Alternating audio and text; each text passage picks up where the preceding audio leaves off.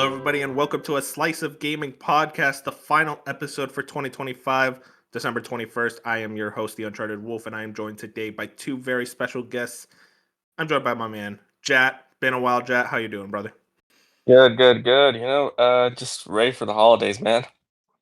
I feel that. Yeah. I'll ask you for your Christmas plans in a second, but before we get to that, I got my man Moon as well. How you doing, Moon? It's the last episode of the year, and we're on the C team. Okay, let's go. Hey, it's not the C team. It's basically the A team. All right. We had to push back the recording because everyone is pretty busy this weekend.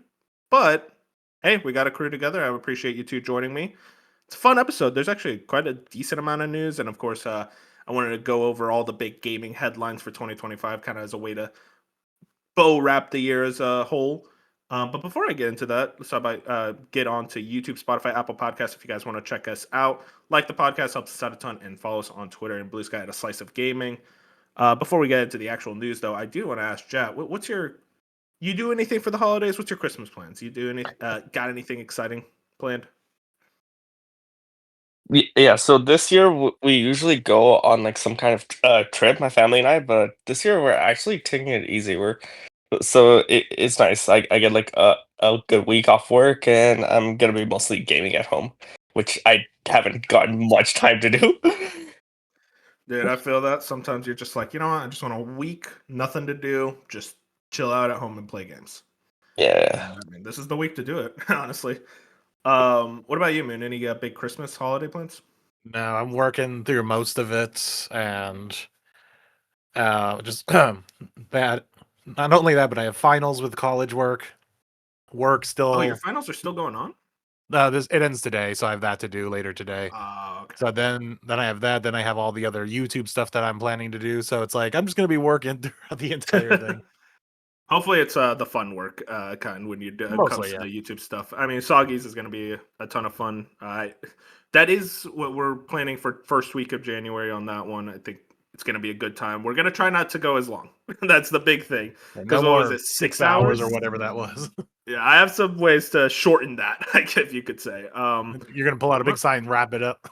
Yeah, that we'll get rid of Bop. All right, we got to get rid of him. All right. Sorry if you're hearing this, Bop. This is how you find out. I'm sorry, man.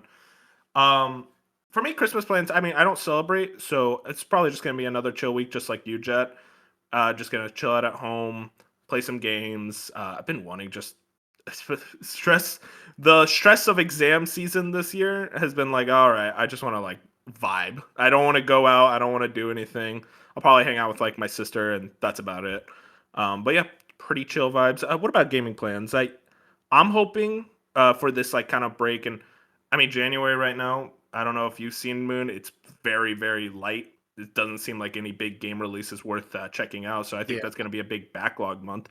Anything you're looking to It's, really cross both off? January and February are backlog months for me. It's like there's some interesting things, but nothing that's like day one stuff. Yeah, there's like what in February. Like I know, God, what was it? RE9. What else is in Oh, February? I'm trying to remember. yeah, it's late Feb. Neo Yeah. 3, uh, the Mario Tennis Fever, High on Life 2, Reanimal. A lot of stuff that's just like either Right. small or just like more of a party game, like I'm Mario interested in Tennis. that Tides of Tomorrow game, which looks interesting. It's made by Is the that Road dated? 96. Yeah, it was actually like the first 2026 dated game, Oh yeah, and I see it there. it's in February, and it's made by the Road 96 people. It's one of those like choose your own adventure kind of games. So, Yeah. and it's like this water world apocalyptic looking setting. So I'm like, it's interesting, and so I'm curious to see how it reviews, and if it's getting high Mhm. praise, I might just pick it up. But it's a very maybe right now. Yeah. But yeah, any big backlog games you're looking at right now? A lot of sequels. Like I want to get to Ori 2, Ace Attorney 2, Yeah.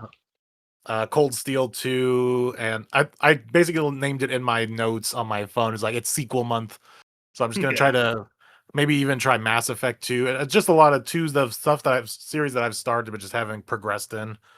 that sounds like a vibe. I love a good sequel. What about you, Jed? Any specific games you want to knock out over the holidays in January? Yeah, too many. So I've got, let's see, for sure, Pikmin 4 is gonna be Good the man. one I go back to, and I want to finish that one. Because yeah, like I mean, we'll talk about it at the end. A pretty difficult game, and so I want something easier. And then Mhm. Mario Galaxy 2 as well. And I'm thinking it's been a bit since I did a visual novel, man. I've been craving it. So Danganronpa V3. You gotta read, man. Gotta Yeah. get it, man. You gotta read. That's a good vibe. I didn't know you played the first two Danganronpas. Well, I only played the first one, but the second one I may as well just wait for the re-release, right? The 2x2, and Yeah. then yeah. The thing is, though, you do kind of need the context of 2 to fully understand 3. Oh Yeah, really? that's a big Oh thing. Yeah, so I'll Like, probably oh have to just wait it's for not like three. a direct sequel, but a lot of stuff that happens in V3 will make more sense. oh. Okay, so should because I already do have 2 on Steam, so should I just play that or wait for 2x2 and then play? I mean, I'd I'd say say, wait for 2x2 because it's probably gonna yeah, be enhanced. just wait for everything in general. Like, because granted, we don't know what's in store with 2x2. Like, what are they planning to add and all that. So, maybe you just wait on the whole franchise. Hmm. Oh I yeah. mean, Find some. that game seems wild. I don't know what the deal with it is. I know Bench had the theory that it's Danganronpa 4 secretly, but who knows? I guess for me personally, I want to actually start KCD2. I'm gonna hopefully start that this week, and then I want to start on Metroid Prime 4. Then from there, it's like pretty tough because like I feel like I just kind of meander when it comes to my backlog. Whatever like it just catches my attention in that moment. But I Yeah. guess I don't know. It's one of those things. I think I want to jump in through some indies. I have like a bunch of indies I haven't gone through. I bought a bunch of stuff through that sale on PlayStation, and also I'll be honest, I've been on that Fortnite grind again. I might be playing a lot more. Yeah. I hate to admit it, but like it happens every time they add a skin I care about. Like they added the Kill Bill skins, and I'm like, well, damn, I care enough about that, and they're adding Bleach skins as well. So I'm gonna jump into Fortnite for those, and then I get addicted for like a month, and then never play it for like another year. So this is basically my Fortnite era now, which I'm not proud of, but that's kind of what I'm doing. And obviously, I'm also playing Shinobi at the moment, which I'll talk about later. But yeah, I mean, I love backlog months, especially in our gaming industry when it feels like there's a new cool game coming out every 2 weeks. It's nice to just have like a month where it's like I'm just gonna play some games that I want to play right now, like just off my infinite backlog. And let's get into the news topics. There's quite a bit this week actually, but some interesting headlines. First and foremost is by far the most controversial. A lot of discussion around this. Okami Games tweets this. Larian Studios promises Divinity will be next level, combining everything they've done in the past. Bigger than Baldur's Gate 3, confirmed turn based, aiming for shorter dev time, early access release, most likely planned, but not ready to commit. New engine, co op confirmed, in development for over 2 years, now in full production. Or early access release unlikely before 2027. We got some details on the actual Divinity game. Now, there is a big headline I want to go into in a bit, but just like off those details alone, what are you guys thinking? If you are interested in this game in general, I'm excited. I love Larian. I think they're a very talented studio. There were rumors that it was going to be action. It being turn based is not surprising, so I'm still into that. I think Baldur's Gate 3's turn based works. It's just very difficult, very weird, but it does work for me. Um, and I think they got some interesting points here, especially about like the shorter dev time. I guess the real question is when it actually comes out. I could see a full release like a 2028, but they also do like a long early access. It's hard to really nail down. But what do you guys think? It's hard to say because I was into it up until the co-op part of it, where it seems like the games, yes, you can play it and this is true for most co-op games like this, where yes, you can play solo, but it's a better experience just altogether co-op. And Oh, you don't have to worry about that. Baldur's Gate 3 yeah, is co-op, but like it's completely ignorable. It's gonna yeah, basically be the same that's thing. always the thing, but it's always better though co-op. So it kind of I just deters me a little. I don't think it's something to worry about. I played it single player. You get no real difference of quality of gameplay. You play co-op or single player. So I mean, I definitely would at least look into it, see how it is when it comes out, because Like, I would love to like really get into one of these games. I almost got into Original Sin 2, especially because it's like on deep discount right now. It's all the way down to $11. Yeah, it's like But 75% off. yeah, so I'm just like I'm tempted, but at the same time, like, do I want to invest in this 10-year-old 60-hour RPG of this top? It's just a genre I haven't really fully gotten into. Like the most top down I get into is like tactic kind of games, Yeah. and I know it's very different to that. So I basically my bottom line is more games, especially like this, need demos, like full Yeah. playable demos. I think no, Baldur's Gate 3 had a game trial on Yeah, they PS had a game Plus. trial on PS This is funny. PS Premium, which I did try out, but I kind of blew through it, and now I don't really remember it at all, and I don't want to pay for Oh, premium fair. again to try it again. Fair. What about you, Jay? You have any interest?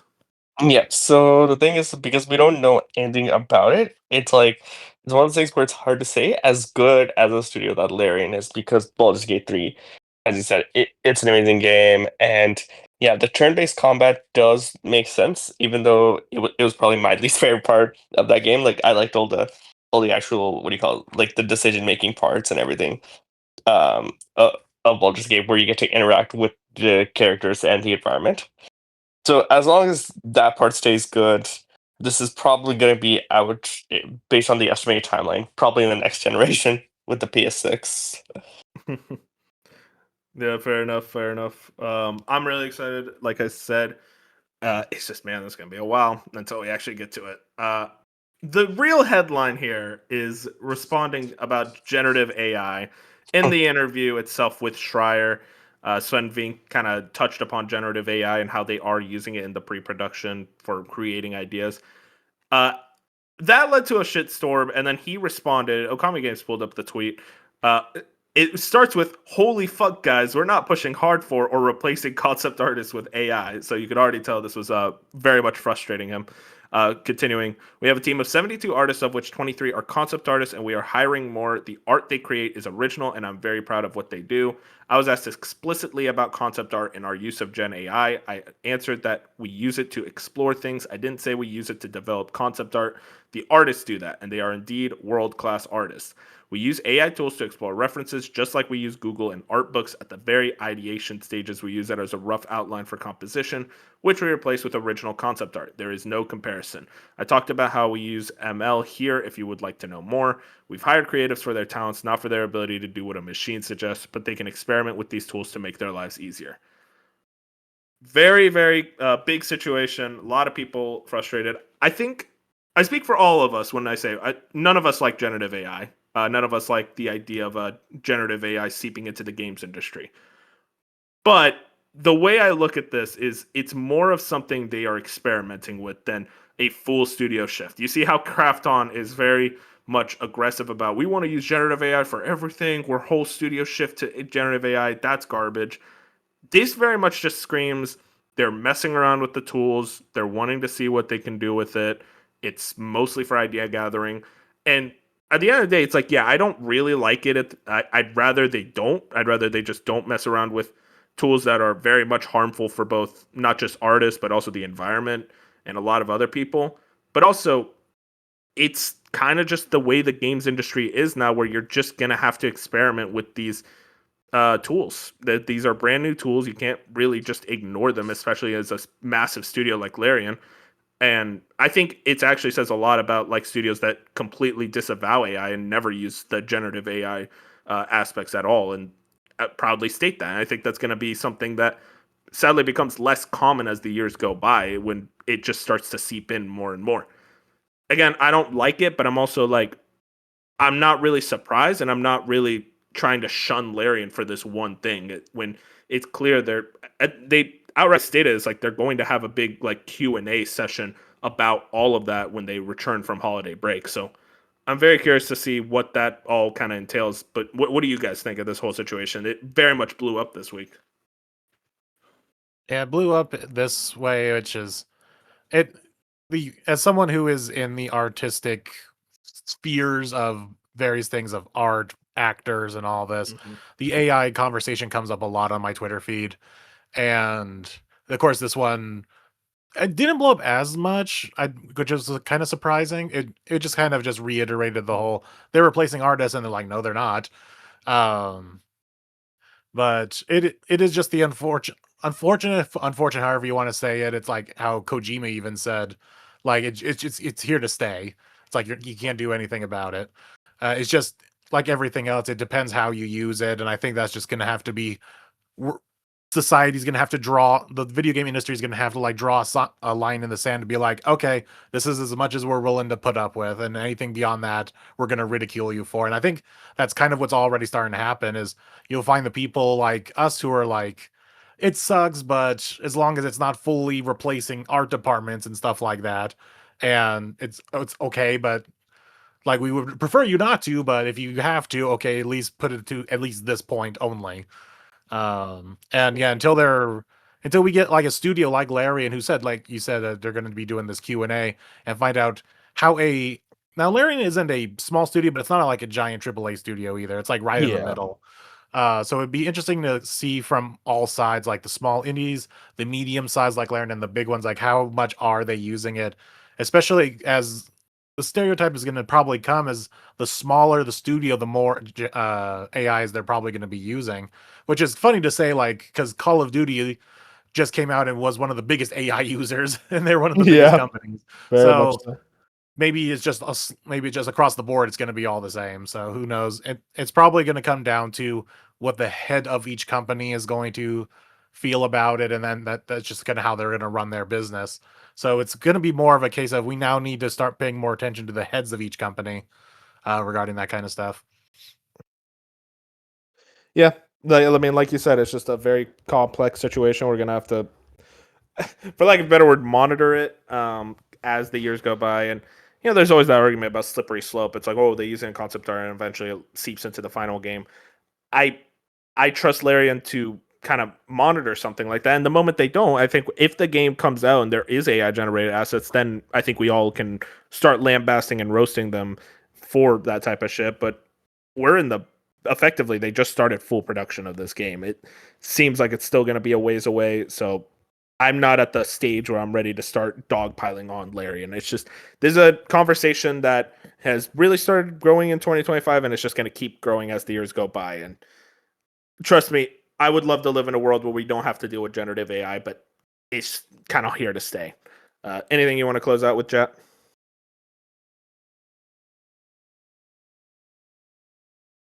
Oh, is Jet not here? The AI got him.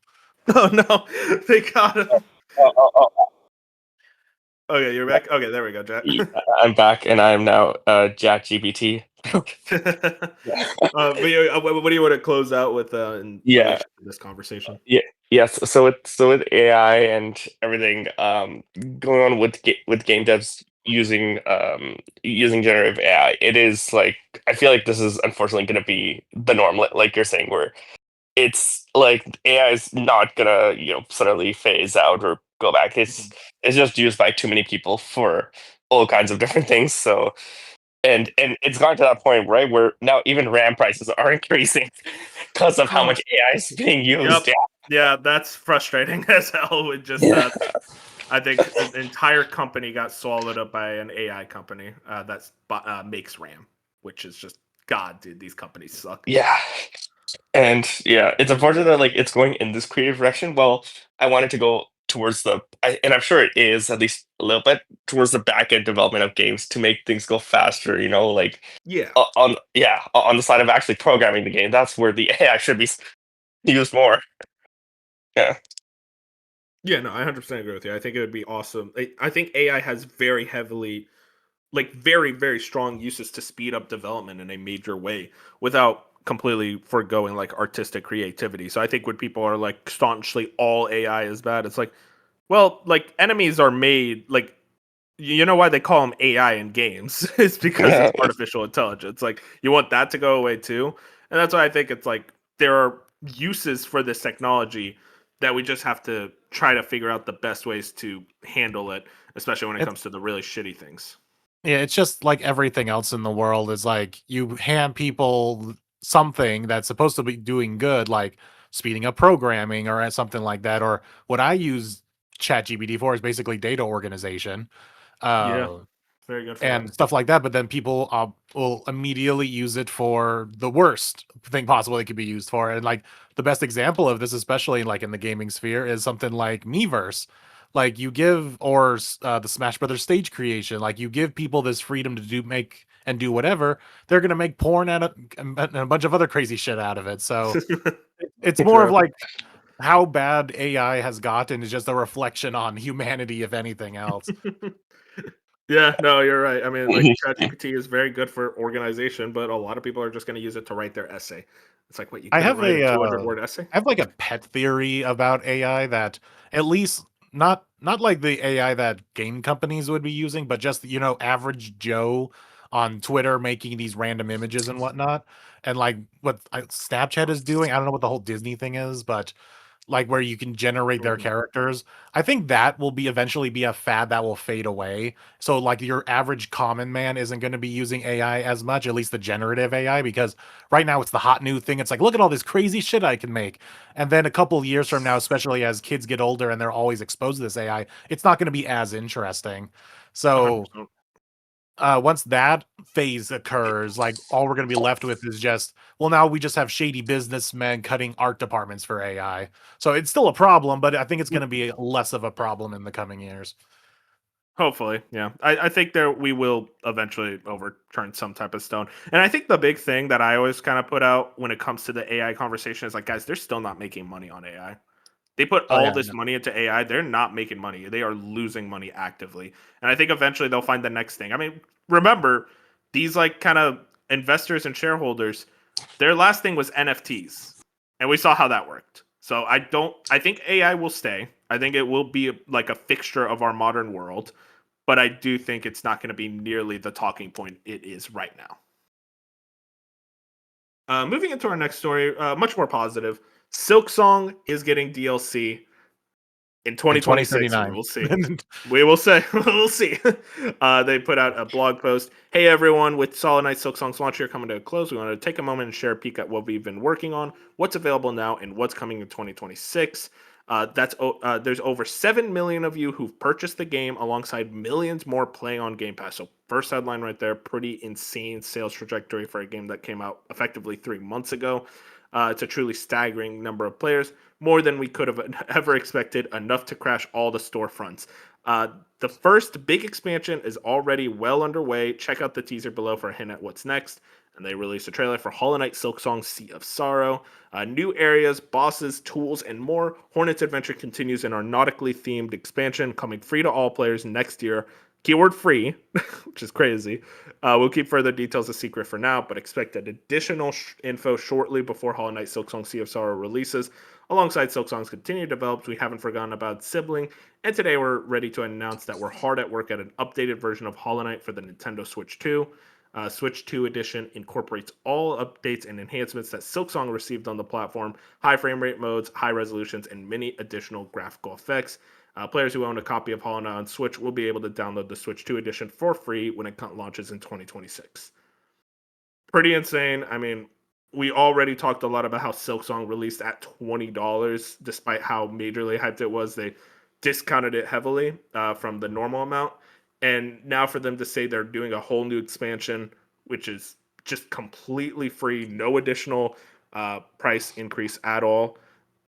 I mean, goddamn, Team Cherry is up there for like one of my favorite developers at the moment, and they kind of show this moment in moment. Now we'll see 2026. These guys love to add a shit ton of things to their expansions and eventually make them new games.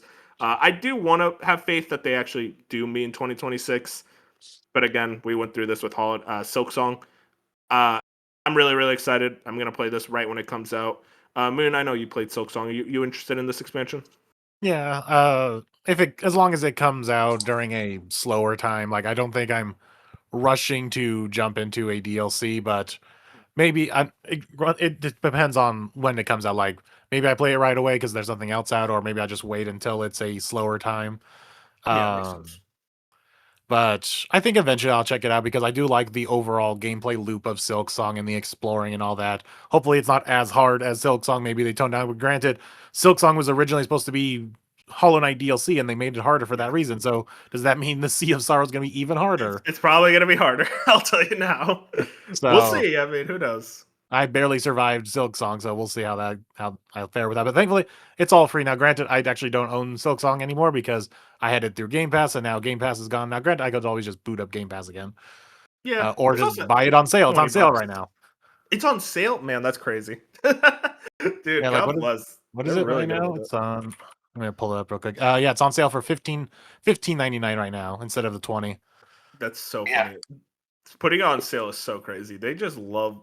I think they hate the idea that their game sold so much. They're like, we don't need this much money, guys. It's okay. Which is funny I because saw. most of their money probably isn't even from the game. Although probably a good chunk of it, but I would say a big thing is like their merch. Like they licensed out a lot of stuff, so they Oh, probably got a yeah. lot of money from that too.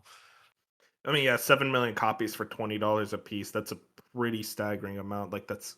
God, I did the math the other day. It's like over 100 million, which like they could have gotten way more money. And this Oh, DLC, yeah. they could have gotten way more money, but I think they're just like, nah, we want to kind of help support the fans that have been supporting us for all this time, and we don't feel the need to charge even more.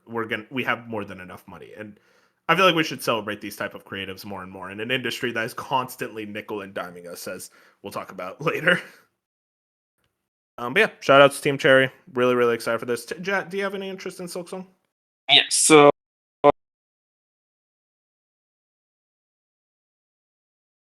Jet, you Yeah, I got him again. AI keeps getting him. There we yeah, go. yeah. Okay. So yeah, I did play the first Hollow Knight, like a little bit of it, and visually it is an amazing game. And I got it on Switch, so I'm thinking once the update comes out, I'll play that. I'll play the Switch 2 edition. But I'm curious how they're gonna enhance it even more, because as it is, it's already a visually nice game, and they're also gonna add some, like, was it some quality of life changes from Silksong on here as well? Yeah, I wonder. Probably just like little things here and there to make the experience a bit faster, maybe. I wonder if maybe that. I don't think it's going to be like big gameplay changes, but just like low quality of life things that Silksong It's probably introduced. just running better. Granted, I never heard of Silksong running bad on Switch, but I'm guessing just maybe higher resolutions and all that. Oh, it's for Yeah. original Hollow Knight. This one. Oh, never mind. But I thought it even was yeah, Silksong. but no, you're right though. Hollow Knight didn't really run like it runs perfectly on Switch, but like I think they're going for like 120 FPS instead of 60. That's kind Oh, of the big thing. that's gonna be good. I think a lot of people forget that the Switch 2 can do 120 FPS because there aren't enough Yeah, games. I think there's like very few right now, so it's interesting to see another game jump into that. But yeah, no, I mean, it's a very good game, chat. I Yeah. hope you check that out when it comes out. Yes. Oh, Um, yeah, shout out to Hollow Knight. Shout out to Team Cherry. Uh, next one. Here's something that I don't know if any of us are interested in, but we might as well talk about it. Shinobi puts this out. Marathon launches in March 2026. New 22-minute Vidoc. New info and features. $39.99. Solo play. Doubling down on dark, gritty, grounded sci-fi world. Improved visuals. Deeper environmental storytelling. Dead runners drop as corpses that decay over time. 4 zones, maps, perimeter, dire Martian outpost. Excuse me. Cryo Archive is an endgame challenge. Weapons and mods, including ways to customize your guns in unique ways. Faction jobs, upgrade trees, capstone rewards. Uh, so yeah, Marathon, our favorite game here at Slice of Gaming. Now, Fusion is very excited, and the way I talk to Marathon fans about this, and like you look at the general vibe, is like, no, this was actually hype. They added a lot of cool stuff, things that people have been asking for a while. Proximity chat's a big thing, and people have a lot more faith in what this game will be. Vidoc very much got people much more excited for it. Neither of us, all three of us, I don't think are excited for this. It's just not our things. But hey, shout out to Marathon. I'm more interested in how this game will do commercially. Do you think Moon, with like all this details, it having that like $40 price tag, same as Arc Raiders, will Marathon find a niche in the extraction shooter genre? Will it be able to take off the same way Arc Raiders did? Even I mean, Arc Raiders proved that it is possible, and Helldivers proved it before that. Granted, it's not an extraction shooter, but there is a market for a game of that does still cost like a multiplayer focused heavy game. Now, Arc Raiders does have a single person mode, but I don't think many people are playing that. They're there for the multiplayer part of it. Yeah. But it is interesting to see, like, what am I trying to say? That it can be done, as because the obvious comparison is Concord, but I guess it just really comes down to how good is the game actually. So I think when you're a free to play game, you're allowed a little bit of leeway in terms of, oh, I mean, this is good, this is okay. I mean, maybe you'll get better. It's like, no, if you're charging $40, you have to be good like right out the gate. So if they're confident enough in the game that it can be charged and paid for right out of the gate, like hopefully that just means it's good. And I'm hoping the people that are interested do actually find what they're looking for. And I guess I'm not really gonna be interested. I Yeah. mean, once the beta comes out, I'll probably give it a shot just to see what the hubbub is about, but I'm not interested. Mhm. It's tough. It's like one of those things where I don't think any of us were ever going to be interested in it, just because the type of game that it is. But I also think that like it's just got a really tough road ahead of it, and we're just as like industry pundits interested to see where it actually lands with kind of the vast gaming market. And like we know that these type of games do very much have an audience and have people excited for them. It's just that we're not the ones to talk about it that way. I didn't watch the Vidoc, but again, like I said, it's like people were very interested in what they saw. So I think this will be. I'll say this: it will be more successful than High Guard.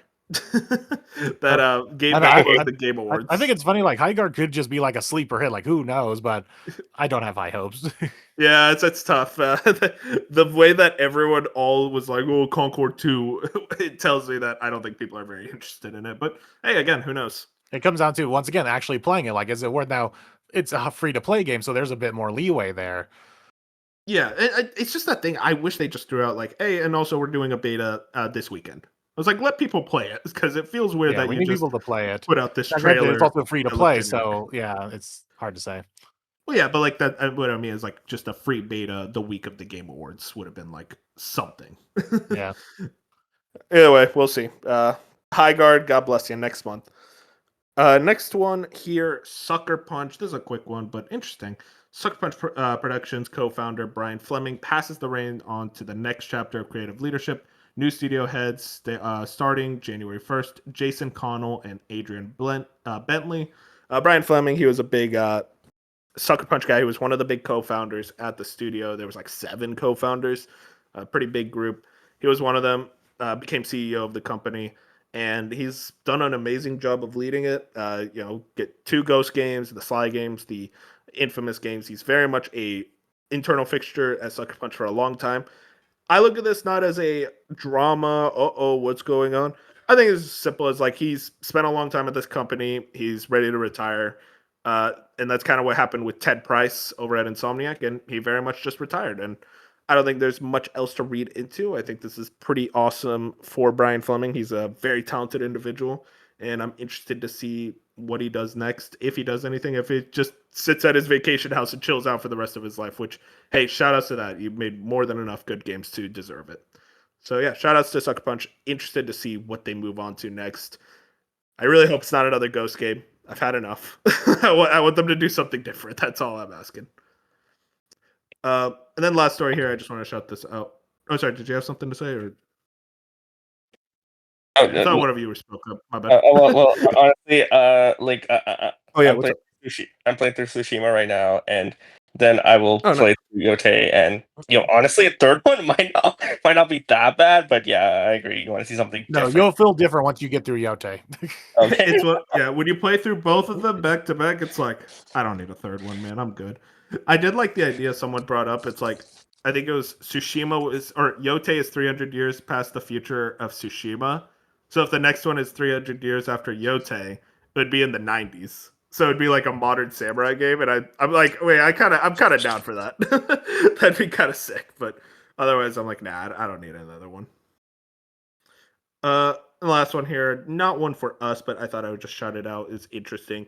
From Bloomberg, Riot is working on a refreshed version of League of Legends, codenamed League Next, slated for release in 2027. Visual aesthetic, including characters, the user interface, and battle arenas to be reimagined to appeal to new players, as well as reworking technical underpinnings to make it easier to push out updates. Not for us because I don't think any of us are League guys, but I do find it interesting that Riot is effectively morphing their big cash cow into a whole different project. 2027, not too far away, like effectively next year. So we'll see what this actually turns out to be. I don't really have much to say, but hey, shout out to Riot. That's it for the news. Except there's one more thing actually, and that's the Matt Piscatella puts out the top 20 best-selling games of November 2025. That's right. We do one more of these before heading out for the year. Are you boys ready to try to guess what the top 20 best-selling games of November are? No. Oh, wait, Well, too late. Let's get in there. wait, a quick question. So are these like new releases or could they have come before? They could have come before. It's all games in the United States from November 2nd to November 29th. Okay, and so Black Friday is included in this. Yeah. So like if Yeah. a game came out like the month before, you could still count that. Is Yote on there?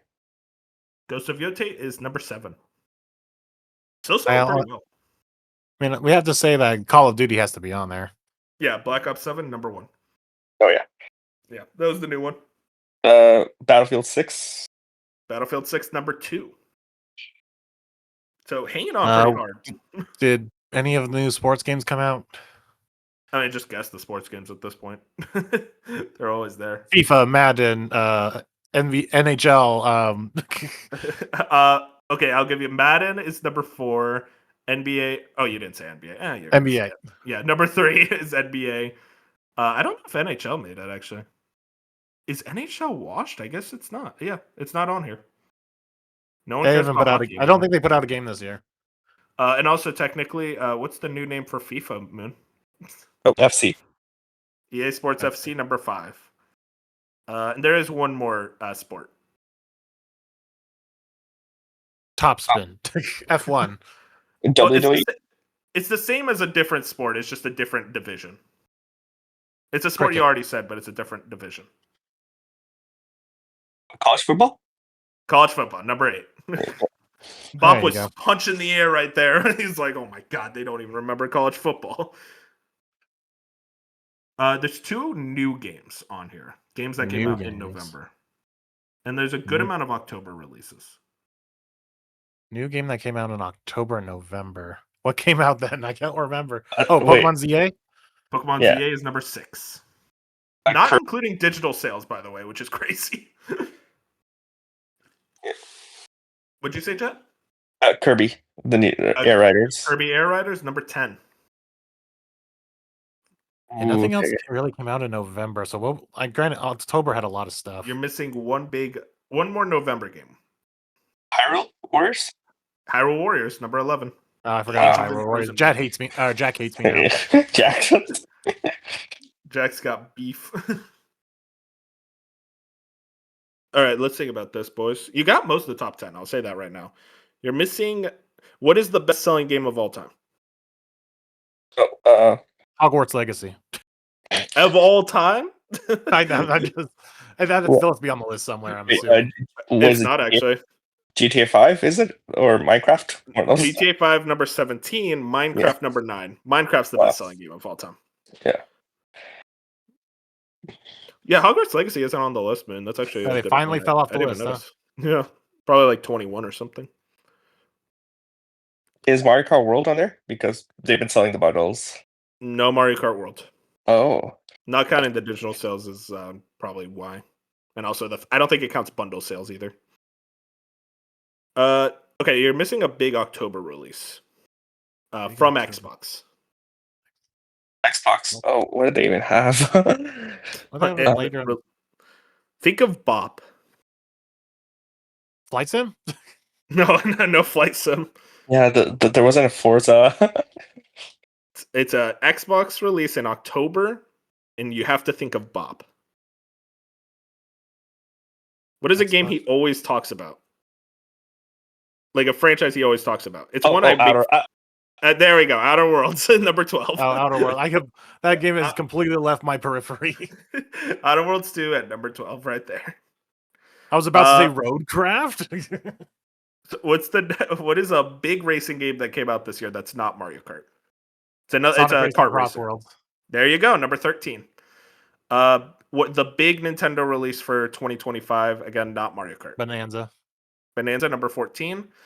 Superhero game. Oh, super. Spider-Man 2. Spider-Man 2 number 15. Really? Wow. The Yeah. guy from the makers of Grand Theft Auto 5. Red Dead. Red Bully. Dead Redemption 2 number 16. Bully. Oh my god, I would kill for that.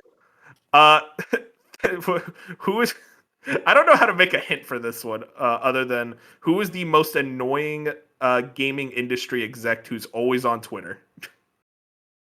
Yeah. That doesn't narrow it down. He makes a first-person shooter game. Looter shooter. Oh, Pitchford. Yep, Pitchford. Borderlands So 4. Borderlands 4, number 18.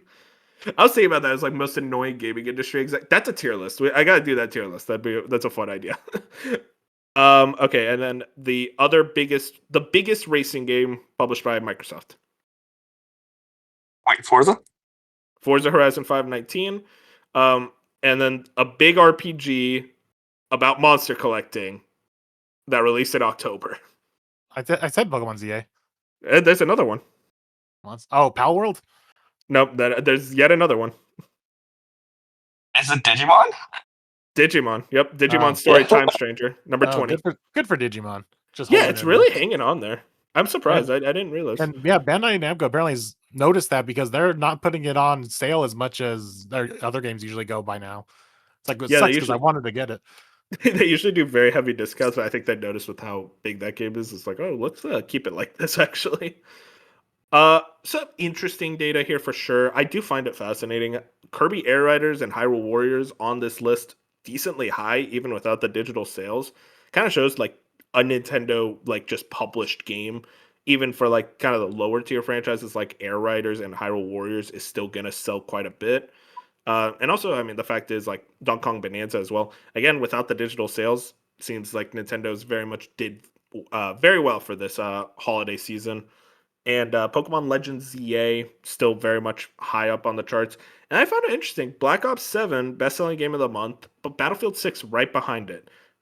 Guys, by the end of this year, is this the year where Battlefield 6 outsells Call of Duty? Will Battlefield finally beat Call of Duty? Because it seems like Black Ops 7 is not selling the best right now. Number wise, not as much because Call of Duty's name will just carry with the I want to say generic fan base, but the average consumer. Yeah, the ball and gun Um, gamer. Yeah, so it'll keep carrying for them, but I think in the long run, Battlefield will be just overall seen more successful, and yeah, that's basically it. Yeah. Yeah, exactly. I get what you mean. Yeah, and well, the interesting thing with both games, and also with what you mentioned about Spider-Man 2 being under, because I just remembered, like, oh yeah, right, because they did discount the PlayStation pretty heavily, like especially for the Black Friday season. So that's probably why there's like when someone's getting a new PS5, they're also getting one of those games, like either a shooter or Spider-Man. Mm-hmm. Yeah. And I think the most interesting stat out of all of this is I think Maps pointed this out. This was the lowest month for console, like video game console hardware spending in for November specifically in 30 years.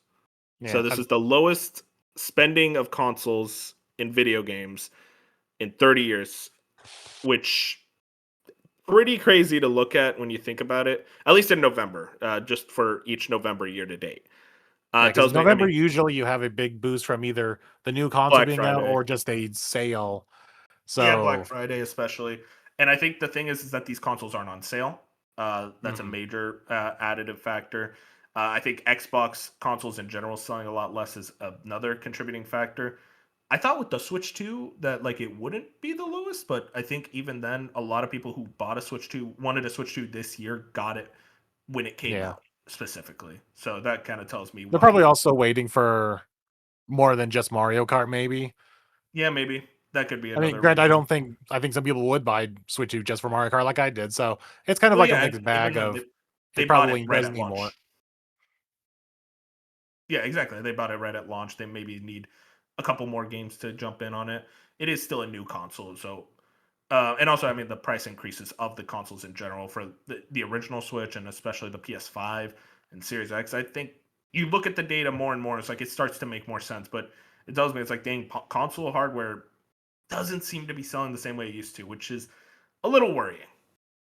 Well, actually, it was PS5 that was the only one that actually went on like sale during the Black Friday season. Like even right now, actually, it is still on sale. Like they dropped the price for that console, but Oh, yeah, really? everything else it seems like it's either going up or like just not dropping in price. Interesting. That's Yeah. crazy. Yeah. No, I didn't know PS5 even went on sale. Oh yeah. Huh. Well, we'll see. We'll see how it works out for the consoles at this point. But let's talk about a topic of the show, something I had in mind. And we talked about what the biggest gaming news of 2025 are. I put a little timeline here of each of the months. I'll ask right now, what pretty big year for news in the gaming industry. How do you guys feel about like 2025 pertaining to the gaming industry? Just like not for the games themselves, but like the headlines and any like situations that just come to mind immediately. Like, oh yeah, that was this year. That was a big deal. I have to actually look at the list because I'm pretty sure I'm blanking on most things. I mean, we'll go Uh, into it in a second, but just like off the top of your head, do you think? Everything is Anything just expensive. things Yeah, getting more expensive, things shutting down, things getting delayed. Like it feels like maybe it's just because I'm paying more attention to it, but it feels like a lot of more things, at least announced things, are getting delayed and canceled more than ever. yeah, cancellations especially. That was something I really thought about when right. It's like, man, it feels like cancel games are more common than not nowadays, which is pretty insane. That just Let's comes get down into to it. companies being more excited. It's like we're gonna announce this thing. I mean, look at Larian right now. It's like we're not even getting early access to the next Divinity until 2027. So it's like people are announcing stuff too early. Yeah, that's a big thing. Earlier and earlier game announcements definitely contributes to this. I mean, we just got a game that with a FOTOR, the Fate of the Old Republic, and they just formed the studio this year, so we'll see how that works out. I have more faith in that one than other new studios announcements, but even then, it's like you never know in this industry.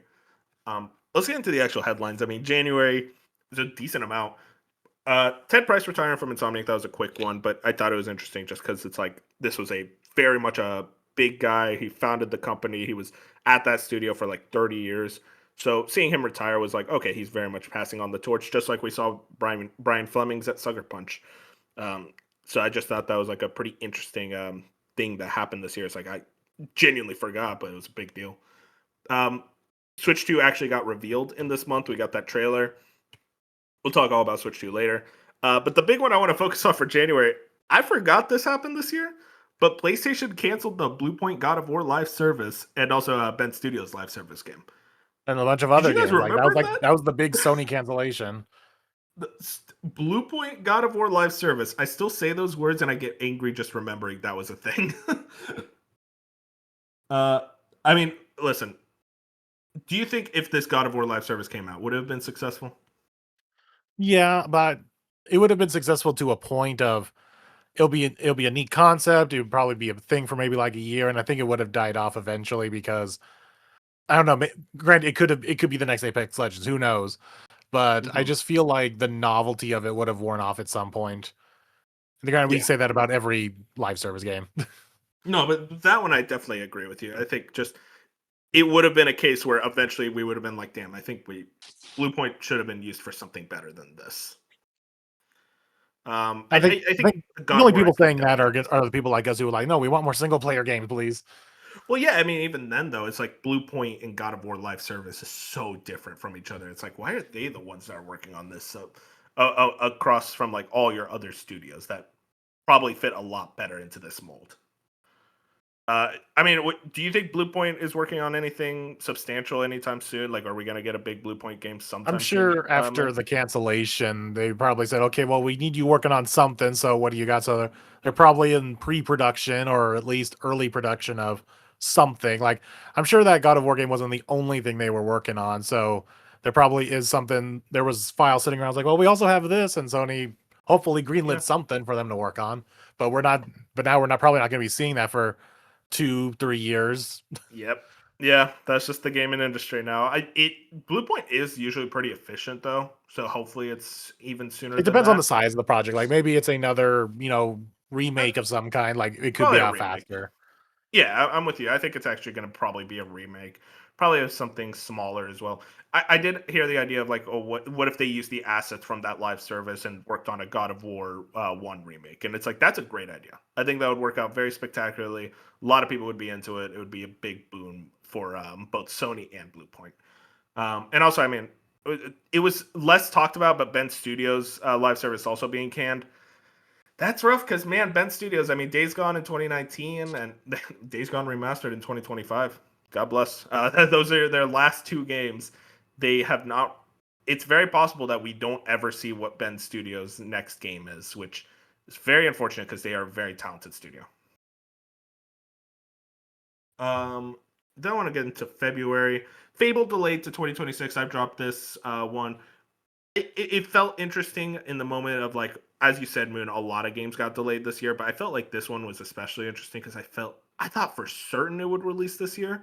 I was actually really surprised seeing that delay announcement. Yeah, and But especially most likely we see. delaying it so early in the year. It wasn't like a last Mhm. minute of, okay, yeah, things came up. We're not going to be hitting our end of year deadline like we thought. It's like, no, this is in February. It's where we all thought, oh yeah, it's going to be like an October, November release, and here we are in February. Oh no, we're taking it right out of the year. Yeah, and I think we for sure thought it would be the Dev Direct, or not the Dev Direct, the Xbox Game Showcase, like 1 hour game afterwards. Instead of Outer Worlds 2, it would be Fable. So it felt a bit more last minute in regards to that specifically. I Hey, I mean, we'll see what Fable turns out to be. I'm interested in it, but it's just one of those things. It's like it's been so long. I don't know if I really have much excitement for it anymore. Well, it'll all change once we actually do get the deep dive. Yeah, and I mean, we're most likely getting that next month, which is exciting. And then we get WB shutting down Monolith Productions and canceling the Wonder Woman game.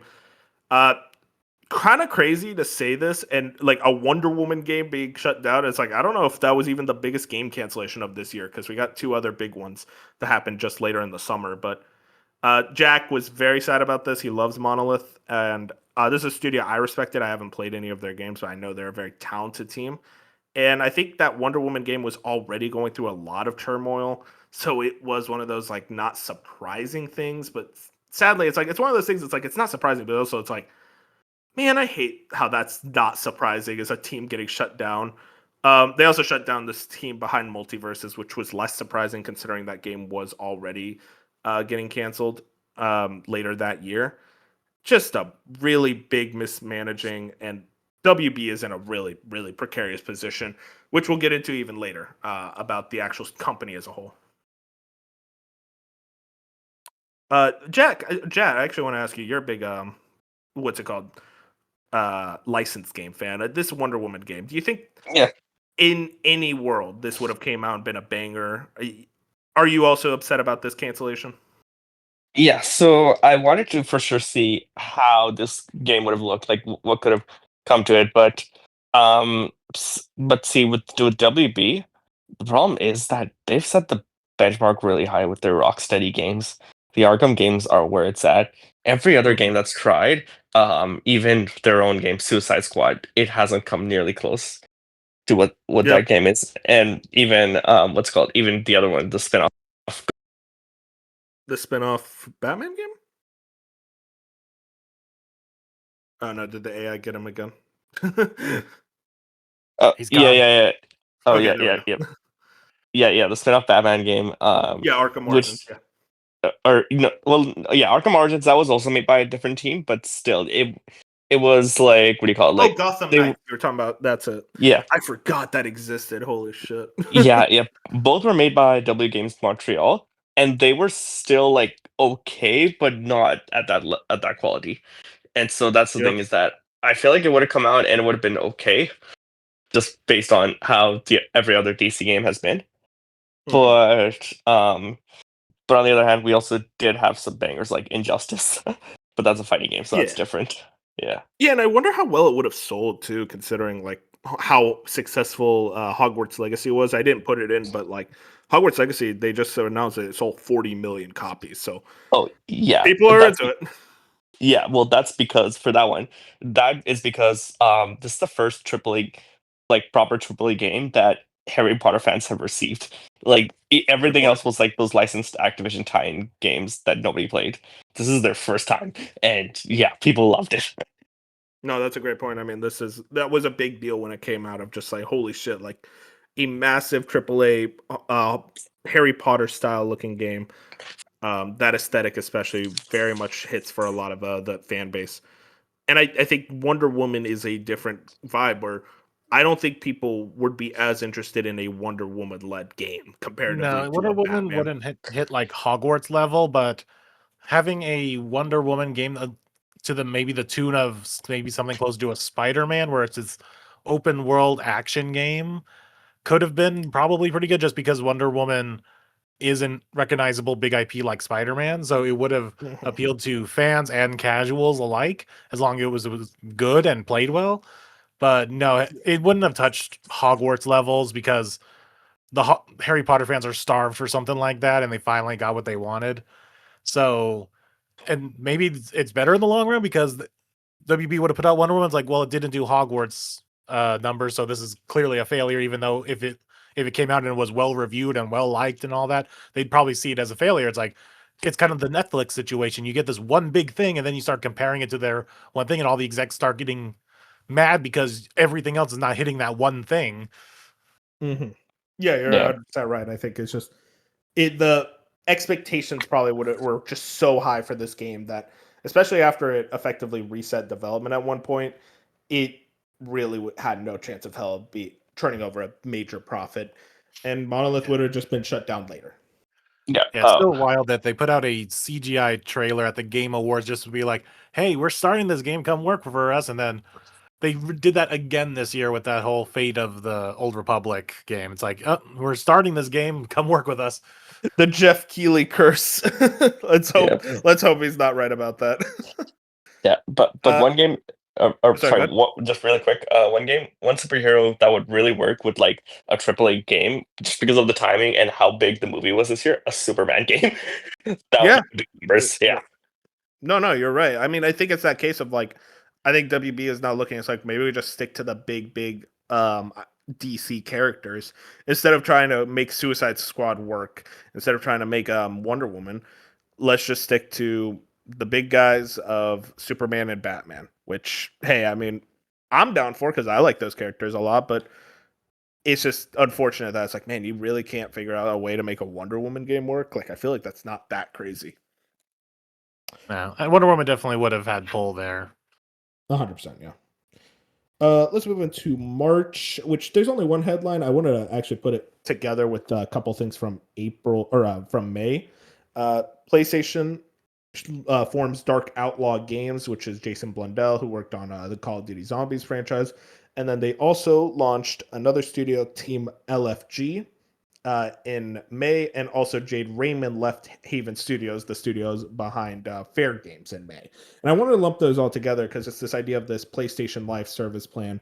And we talked earlier about Helldivers 2 and the success that it received, and Marathon coming out next year. What's kind of this current level of faith right now in the PlayStation Live service strategy? I'm of the mind that they're doing better with it now, especially after all the horrible cancellations and weird vibes. I don't have a lot of good vibes about a lot of the games that are coming out of it, like Marathon and the one from Left 4 Dead co-creator, the J.J. Abrams game. I don't remember the name of it. It was revealed at the Game Awards. Whatever that crap was. That game doesn't have the best vibes around it either. How are you guys feeling about the PlayStation Live service strategy now? It feels better because it's like, okay, at least you're not letting like the single player studios like forcing them off their games and working on these live service joints. But it's also still like there's a weird vibe to where how heavily you're investing into It's it. still it may be a different type of tactic, but it's still the same tactic of we're gonna throw a bunch of shit at the wall and hopefully one of them sticks. Like they're just banking on one of them being the next Apex Legends, basically. Yeah, especially with Helldivers 2. I mean, that was the one that stuck. So I think they're trying to find another Helldivers 2 success. And also, I'm not surprised by this strategy. I think this is something that PlayStation really wants. It's a live service game that they have full control of. Even And if that's they why get they're not probably happy with just Helldivers. Like exactly. Helldivers proved to them, okay, this can work, and also even better, it's not free to play. We actually get some money on the front end of it from people buying it, but we don't fully own that. So now we need this success with something that we fully own. Yeah, no, 100%. Uh, I'm very curious. I mean, Dark Outlaw seems like it's still going to be a while till their game. LFG, we don't know about that either. Let me tell you right now, Fair Games. I'll ask you guys this: that game's getting canceled, right? It's either Probably. going to be canceled or it's going to come out dead on arrival. Yeah, zero hope, zero expectations for it. Maybe it comes out and it's a banger. Who knows? But that just seems very, very slim now. Especially with Jade Raymond leaving the studio. I feel like if I'm a game like if I own like game studios and stuff, and Jade Raymond says I want to work on a game and here's my pitch, I'm like, Jade Raymond, no, you're the touch of death. I don't want you working on my games. Moving into May, because nothing really big happened news-wise in April outside of like all the Switch 2 stuff, which that will kind of be tied in later. The first GTA 6 delay. We'll talk about the GTA 6 delays later because there was The first a GTA 6 second one. delay of 2025. There were other ones. God bless. But also there was the marathon stolen art debacle. If you guys remember this was the person, I think her name was Anti-Real, and her art was stolen by the marathon dev team, and it led to this whole debacle, the game getting a lot of press, negative. A lot of people were mad at Bungie for a while for good reason, but I mean, hey, as we talked about earlier with Marathon, it seems like they're trying to skate by and people are better about it. Anti-Real, that it seems like everything worked out in relation to like her settlement with them, aka she got paid. So respect to her. I'm interested in seeing kind of where this all ties in, but it's kind of insane that Marathon. This was a constant thing with Bungie that they just kept stealing art from artists. Yeah, it was like this was not the first time this has happened, and Yeah. because I guess it happened with like Destiny 2, and a very similar Mhm. situation happened. Yeah, which is just like I don't know how you keep doing that. It's very cringe. And then finally in May, this what sucks. The EA Black Panther game canceled. I feel like it's all Oh, the same yeah. things. All the same things we said about Wonder Woman can kind of be applied here. Just this one feels weirder to me because this was like a new studio that they formed. Yeah, I had So they less kind faith of in this understood. one than the Wonder Woman one. Yeah, but like I think my thing is like they formed this studio from the ground up for this game, and then they were surprised that it was taking so long. It's like I don't know, guys. You just created the studio. I think it was effectively in relation to timelines of when it would be done, and they were not into what was happening. So they both canceled the game and shut down the studio cliffhanger, which unfortunate. They still have that Iron Man game in development, but who knows what comes out of that. Yeah. Uh, what's it called? And then moving into June, the Switch 2 release. This was the big headline. There was Summer Games Fest, but nothing was revealed there. uh, Switch 2 coming out. We all own one, and personally, I'm happy with it. I play it more than enough to really get my purchase out of it. I know there's so much discussion around the Switch 2 this year in a way that I was just like, I don't care anymore. I got it. Whatever. I paid the money and I'm into the games. Jat, you have one too. Moon, you have one too. I'm interested to see what comes out of the console in 2026. I mean, we have Fire Emblem, or that Mario Tennis game. There's that Yoshi game. They seem to very much be supporting this thing in a big way. Uh, Arguably, this was the biggest news this year, but also like because there was just this spattering of headlines around it that kind of led to just Well, it's because they kept teasing it, or not even really bloody. teasing it, but it's more like, when are you going to eventually reveal this thing?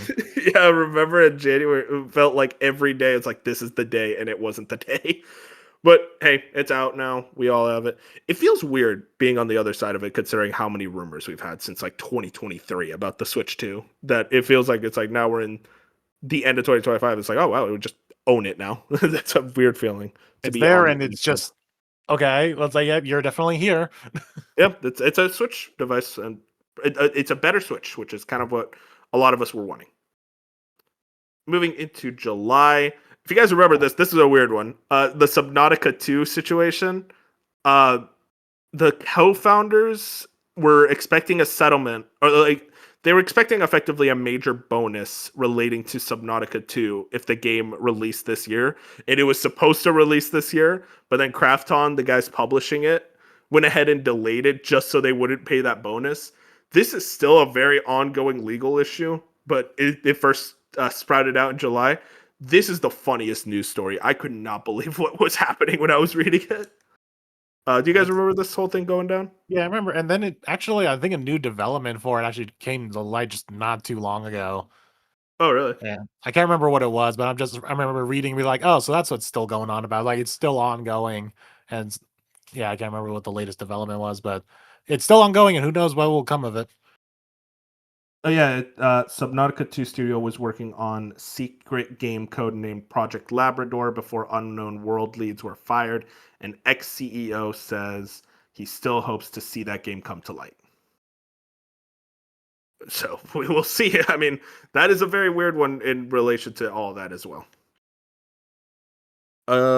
Moving into the other July one. This is the big thing that happened in July. Mass Xbox layoffs. A lot of people laid off, not just at Xbox, but Microsoft.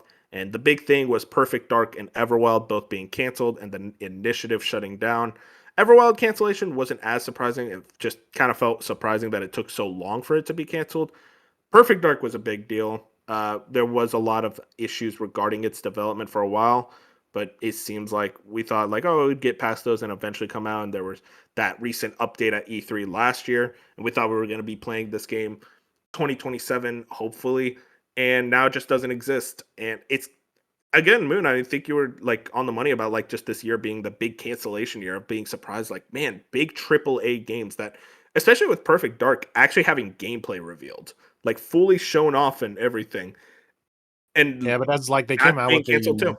article that wasn't like a real like gameplay demo. It was just like this very coordinated, like basically video demonstrating of what it could be, but it was not actual like gameplay. It was like this whole thing, and then there was like the debacle of like, was it actually gameplay? Was it not? And Mhm. it was it's crazy that it was that if it was basically what they call a vertical slice of what the game could possibly be, and that's all they've had to show for how many years now, it's kind of makes sense why it was canceled like that. Like if you haven't gotten this far, that's another thing we've been hearing a lot recently is you get these cancellations and you hear that these companies have been at this for like 4 years and they got nothing to show for it.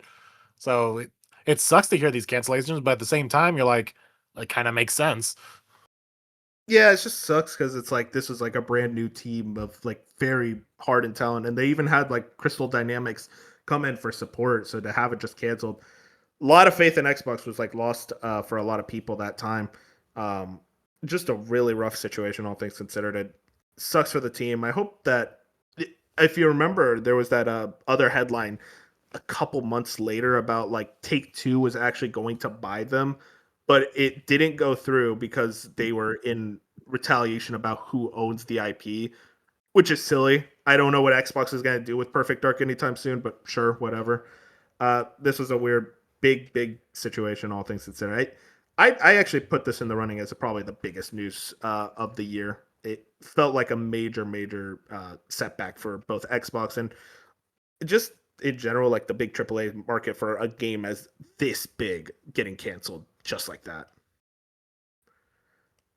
Moving into August, the Bioshock 4 development troubles, that whole situation with Jason Schreier, and that article came out about like how it's suffering a lot of like issues regarding its narrative and the actual final game, debating if it was ever actually going to be able to be released.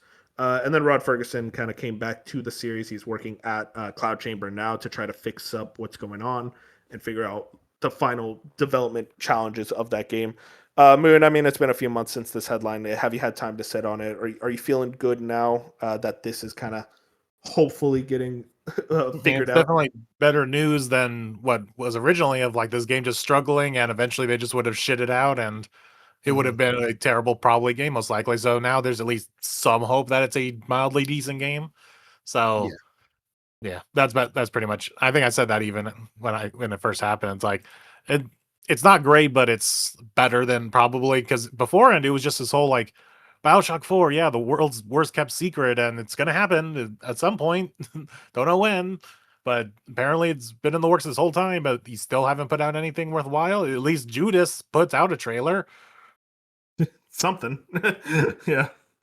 Yeah, we'll hopefully see this Bioshock game sometime soon. Moving into September, Silksong came out.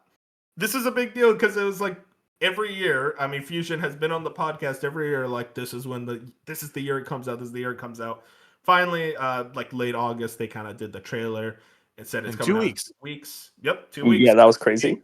It came out. And the conversation was very much hype. A lot of people struggling on the same bosses. A lot of discussion just about the crazy situations in that game, how big it is, the discovery of Act 3 in general.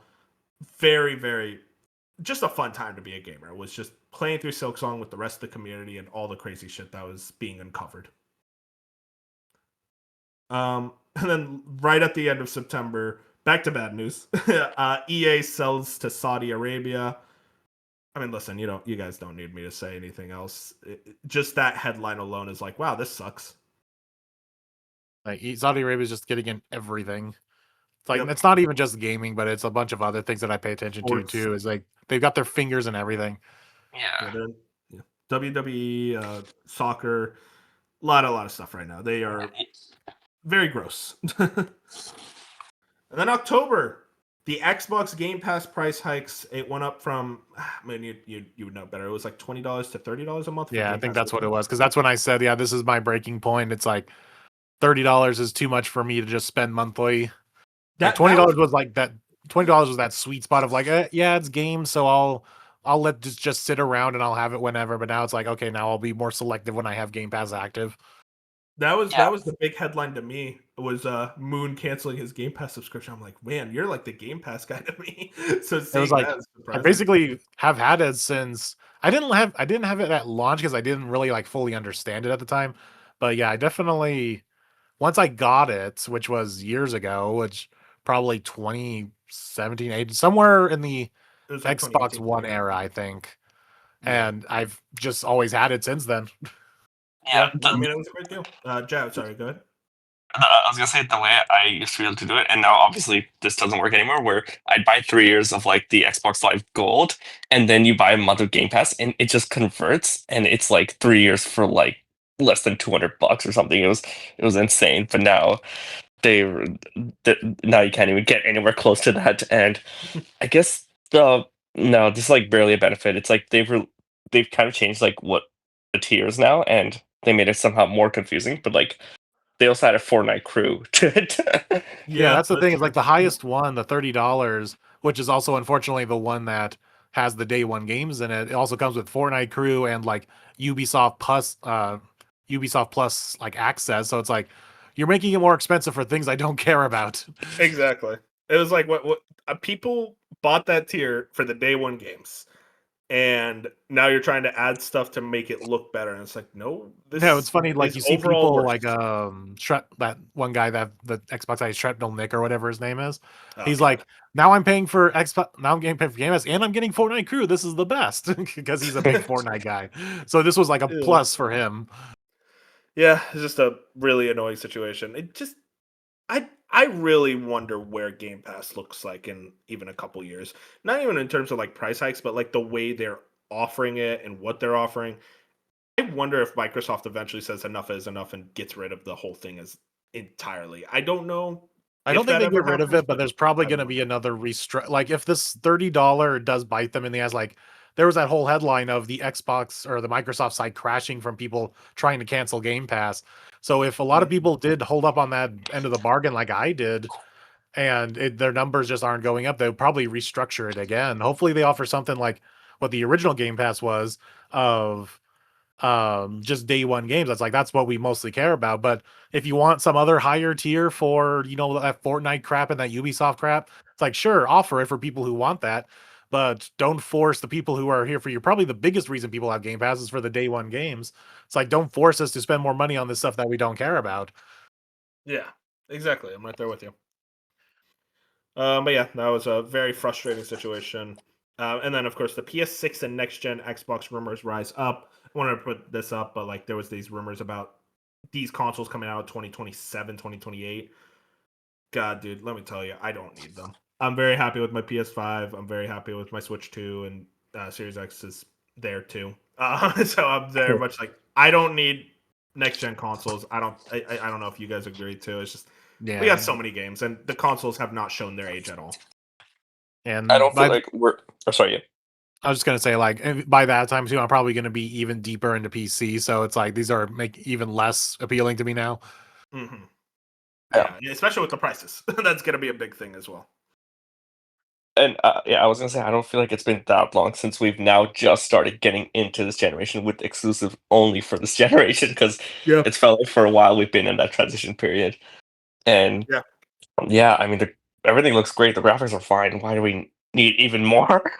Exactly. Right there with you. Just It's gonna I'm be more interesting than to see satisfied. just like what are they locking, like what are they gonna promote as their big thing? It's like we're already getting 120 FPS, 4K games for the most part. It's like what else can you give us? Like it's 120. It's like 8K. It's like oh well okay, but no game developers are making games at 8K. So what's the point of this? As granted, because even the PS5 Mhm. promoted 8K at one point on the box, but yet no. And I think there was like one game that can do 8K on the PlayStation 5, and I think so Gran it's completely Turismo worthless. added something. But yeah, you're right. It's just like why did you have 8K on the box? And they eventually got rid of it. It's like, why do we have this?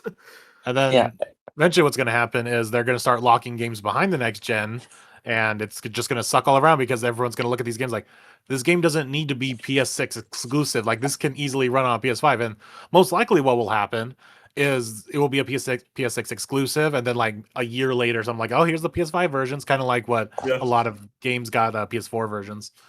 It feels weird to say it, but like I might not even get a PS6 at day one, which feels insane to me. But I'm like, unless you give me an exclusive that I want to buy the console for, it's like, why would I buy it at day one? Like, I Yeah. wouldn't need it. I'm Yeah, very that's what happened more with than both satisfied. the Xbox and the PlayStation for me. Is like I didn't get them at launch because there wasn't anything to get at launch.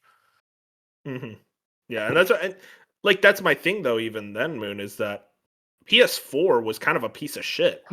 So I was like, yeah, I do want a PS5 because I want a console that's a lot faster. The SSD was appealing to me. All Yeah, the next gen yeah. The upgrades. There was so much. PS4, I don't know if PS6 is going to have that. yeah, the PS4 to PS5 was definitely a big jump in the industry at that time. So it was warranted for a PS5. But now I think, now granted, none of us are tech guys who fully understand this stuff.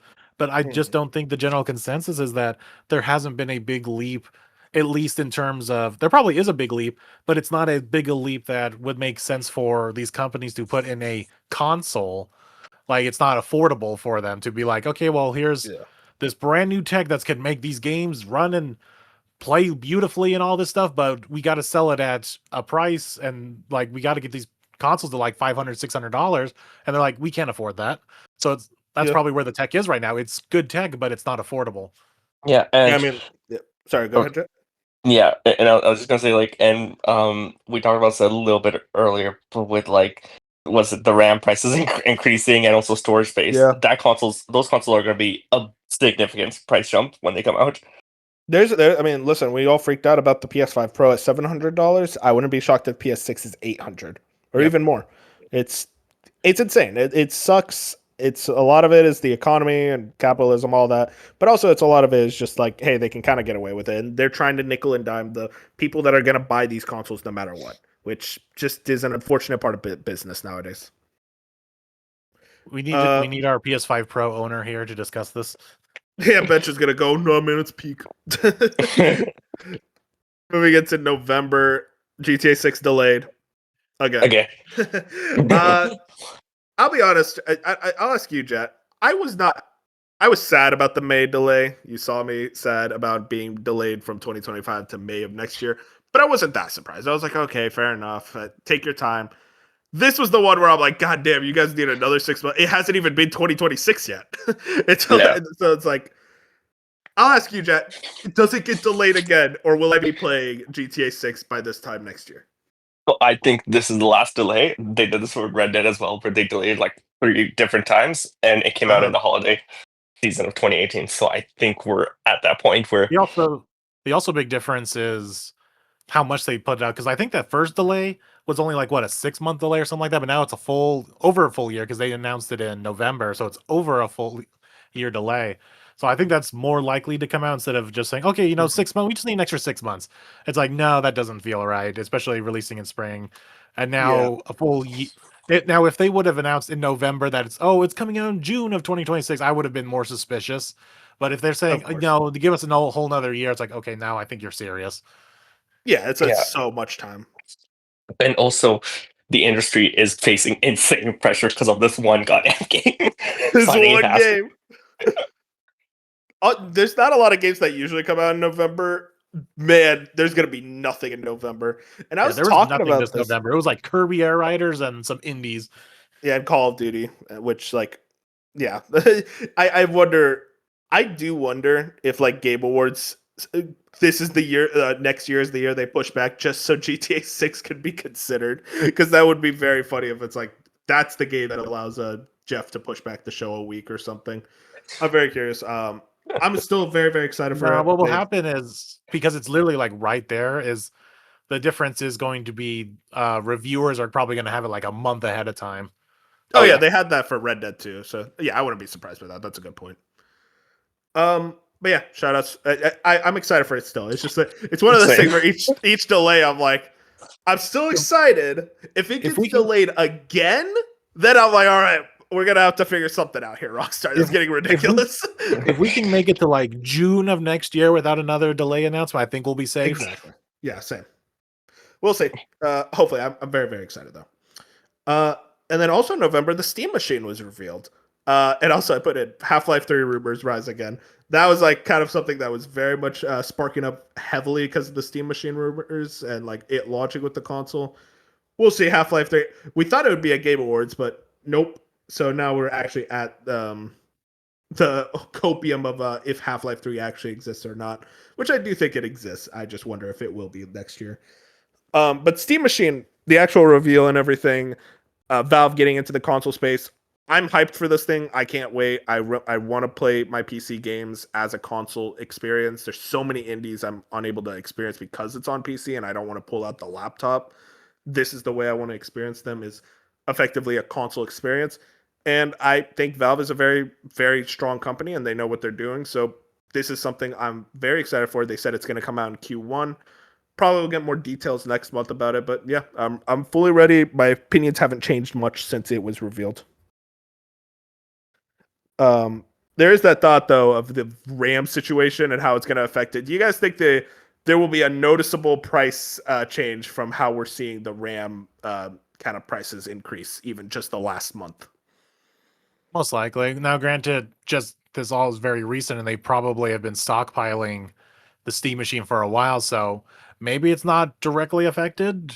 Maybe they were able to lock in a price and enough stock before the price increase to be okay, we have this supply, and we can sell the supply at this price because we got it at a price before the hike. So it's possible, but I wouldn't be surprised if 6 months down the line, it's we got to raise the price. Yeah, they're probably willing to also take a big price. For a profit loss. Because that's exactly what they did with the Steam Deck. Yeah. And then finally, December. There's also some all-year affairs I want to get into, but just for the monthly stuff. Netflix buying Warner Brothers. This is a way bigger scale than just the gaming industry. They even called... Especially because Netflix didn't even really care about the gaming parts of Warner Brothers. It was not really important to them at all, which is just 40 million copies of Hogwarts Legacy, by the way. But yeah, Netflix buying this Warner Brothers. This is a thing that we're going to monitor for a while. I mean, there's that whole thing about Paramount coming in and their hostile takeover bid and all this. It's such a corporate catfight to the point I just don't care anymore, but I'm very interested to see how it affects the actual gaming studios under WB. Yeah, it's going to be 2 or 3 companies owning your entire childhood. Obviously, Disney's its own empire. Paramount owns SpongeBob, Avatar. And then, if Netflix gets them, they'll own Scooby-Doo, Bugs Bunny, and Batman. Yeah. Which, pretty much as of recently, that looks like they're going to turn down Netflix's offer. So who knows what's going to happen there. What the fuck is this? This is getting ridiculous. God. Corporate catfight's my least favorite thing. Let's talk about these all-year affairs. There's only 4 that I really want to get into, but just stuff that's been happening throughout the year. There's this Sony and Tencent Horizon ripoff situation that just got resolved recently. If you remember, there was this game, Light of Motoram or something, that Tencent revealed that literally just looked like Horizon. And then there was effectively a big legal battle between Sony and Tencent. I don't know if you guys caught the headline, but like in the last week, it got resolved. Tencent is canceling Light of Motoram because Sony Wow. effectively bullied them enough. Which, yeah, good on them because that literally was just a Horizon ripoff. Do you remember those like Um, Ninja Last of Us ripoffs? I can't remember the names of it, but there were some that were crazy. yeah, it was like on the Switch eShop, and Sony was like, "What the fuck is this?" There was also the Ubisoft and Tencent deal, the kind of weird situation there. Ubisoft having a lot of big development problems, a lot of big like business issues throughout the year, and we thought like, is Ubisoft going to get sold off? Are they going to get shut down? It seems like they're doing a secret third thing, which was effectively sell some of their IPs to this Tencent subsidiary. I'll ask you all this. How do you think we're going to perceive Ubisoft in the next couple of years? Not even just from the gaming side, but as the business side, is like, are they going to be in a much better spot or even worse than they kind of feel like they're doing right now? I Well, think it's probably just going to be a lot of the same. It's just going to be a lot of, they're going to have some highs from certain people, like the people who made like, not Rogue Prince of Persia, Lost Crown. And then there's just going to be the obvious lows. Like Ubisoft is so big and such a mixed bag that I think that any of these changes are only going to affect certain aspects of it. Like Ubisoft will continue to be this weird conglomeration of both some really cool stuff and some really terrible stuff. And I don't think that's going to be 100%. changing. Yeah, I'm with you there. yeah. Go ahead, Yeah. Jeff. Sorry.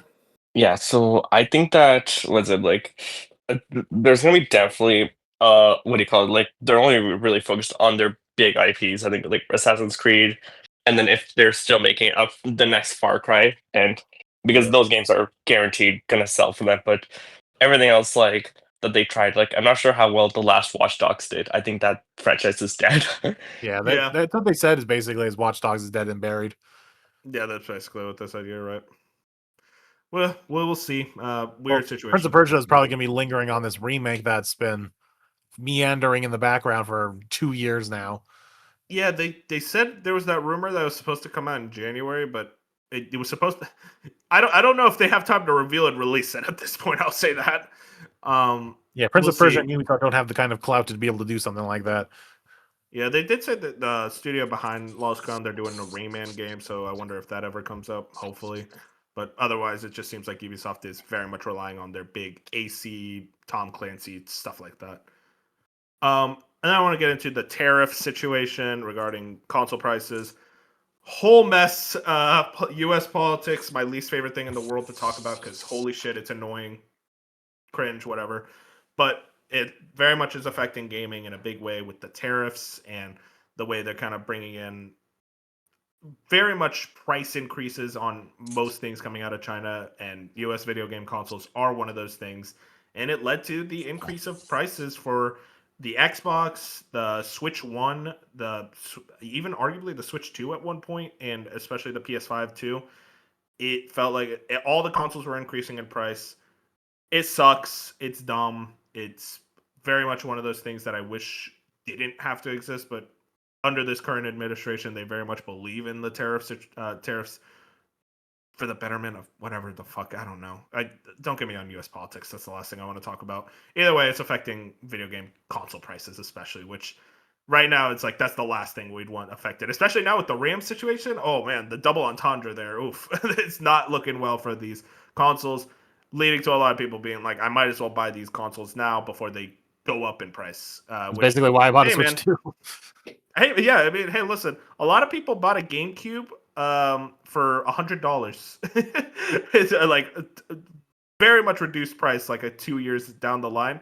Consoles just don't go down in price anymore. They're very much going to go up, which just sucks. And then finally, it's about the big $80 games debacle. Obviously, Mario Kart World, a game that is $80. Rip off. Which, yeah, sure. That was a very much opened a big can of worms, this whole conversation, and it led to Outer Worlds 2, if you guys remember, was initially priced at $80. Yep. And then it went down to 70 because a lot of people put a lot of backlash. And in relation to Borderlands 4, there was that thing about Randy Pitchford saying, like, hey, you should be fine with purchasing $80 games. You should work for them. And it was that thing of like, there was a point where people thought it would be $80, and then they revealed, and it's like, it's a $70 game. It's a normal price. It's just the whole situation here. I really wonder. I'll ask you guys this: what's the next $80 game? Probably GTA 6. There's the debates of it being $100. I really don't think it's going to be that. I think it's going to be priced at 80. And then from there, it's like I don't know. I don't know if any other big franchises like that have the same clout to be able to get away with the $80 the same way Yeah, I don't think Mario Kart did anything it. currently has that kind of pull. And even then with Mario Kart, it was part of a bundle, so it was kind of getting away like that with it. Yeah, because they were adding the savings. Like, oh, you actually saved like $30 with this. Yeah, exactly. And it's like, okay, sure, Nintendo, whatever. Yeah, frustrating. This seemed like the conversation that got the most attention throughout the year. I'm very anti $80. I hear the arguments about it, but I still am just like, Silksong was $20, guys. Like, you can make the money back. I'm sorry. Like, you figure something out. I'm not spending. Well, I am spending $80 for a game. I'm gonna buy GTA 6. Come on, but otherwise, I'm just like, I don't want it to be the common thing now with games costing $80, especially with Outer Worlds 2. I'm like, there's no way that game's worth $80. And when it came out, everyone was like, yeah, this is not worth $80. And thankfully, they went down in price. And I wonder if that type of bullying is going to work for a lot of these other companies. Why didn't that bullying help going with forward? Work on Nintendo? Bullying did kind of work with Mario Kart World. We got a lot more updates that they were like, okay, we're sorry about the intermissions, guys, and they tried to fix those up. So hang on, maybe enough bullying can work. I'm a pro bullying executive companies person, and I think it's an actual W for the industry. But yeah, that's everything that happened in the year. What do you guys think is the biggest headline? I'm stuck between obviously the $80 game conversation with how widespread it was, and then the canceled games, the big three, especially with Black Panther, Wonder Woman, and Perfect Dark. I think those are probably the two for me. Like personally, yeah, it's like the $80. It's the everything going up in price. It's all that kind of stuff. Like industry wise, it was obviously every studio had their big thing. Like this, PlayStation had their gigantic cancellations and small shift away from live service. Xbox had the cancellation of multiple studios. Nintendo smaller, but still had some things with like the $80 Mario Kart, and there was like one other thing I can't remember. They kind of got in some hot water about, but can't remember what it was. Oh, I think. I'm sorry. I was gonna say I think it could be something with like how they're doing so many of these Switch 2 editions, and then it's like or like the Switch 2 upgrades, like things like that, where they're just charging for it when it doesn't necessarily seem that worth it. Yeah, there was just a lot of price conversations regarding that as well. But yeah, you're on the side of $80 games being the big one, man. Yeah, that and just the big shifts from every company just getting crapped on. Yeah, everything growing in price. That's a good point. Just in general, it feels like everything's going up in price, especially this year. Jad, what about you? Yeah. For me, I think it was just aside from GTA 6 getting delayed, man, that's like a big one. Yeah. Actually, no, it is, but like, yeah, I think the big thing was with everything going up in price, like Microsoft especially just fumbling it so hard with just trying to double Game Pass just so they can aggressively beat their quota or their minimums for the year for the execs that know fuck all about gaming. Like that's not what it is. Yeah, definitely very much the case. Well, that's it for the year. How are you guys feeling about 2026? You think a lot of these conversations are going to just keep going with the price increases, the AI, or do you think we're going to calm down a little bit at least? It's hard to say. I mean, this is pretty bad, so you just have to hope that it is slightly better. Mm-hmm.